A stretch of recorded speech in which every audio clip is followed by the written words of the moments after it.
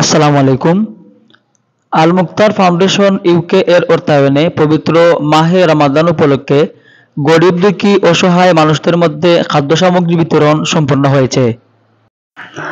আজ 25শে ফেব্রুয়ারি মঙ্গলবার জগন্নাথপুরের ৩ নং মিরপুর ইউনিয়নের লোহরী নারায়ণপুরের আল মুক্তার ফাউন্ডেশন ইউকে এর সম্মানিত প্রতিষ্ঠাতা চেয়ারম্যান জনাব আলহাজ মুক্তার আলী সাহেব ও ওনার পরিবারবর্গের উদ্যোগে লোহরী জামিয়া ইসলামিয়া মাদ্রাসার মাঠে এই খাদ্য সামগ্রী বিতরণ সম্পন্ন করা হয়। অনুষ্ঠানে বক্তব্য রাখেন জামিয়া ইসলামিয়া লোহরী মাদ্রাসার সম্মানিত মুহতামিম জনাব মিজানুর রহমান মুন্সি সাহেব। বক্তব্য রাখেন লোহরী গ্রামের বিশিষ্ট মুরব্বী জনাব আজেফর আলী সাহেব ও বক্তব্য রাখেন জনাব জুনেদ আহমদ সাহেব।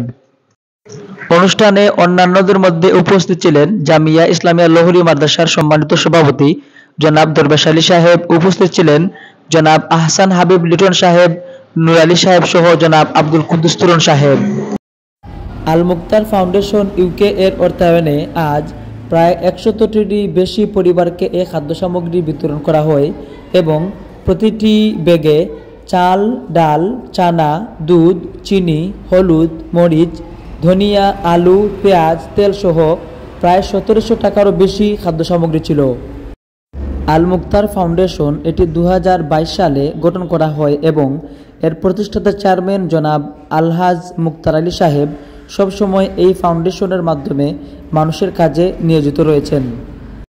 উল্লেখযোগ্য ২০২২ সালের বন্যাসহ বিভিন্ন ধরনের শিক্ষা খাত, খাদ্য সামগ্রী ও চক্ষু শিবির সহ বিভিন্ন মানবিক ও সেবামূলক কাজে অংশগ্রহণ করে মানুষের পাশে দাঁড়ায় এই আল মুক্তার ফাউন্ডেশন ইউকে। জাবুসা, জাকারিয়া টিভি।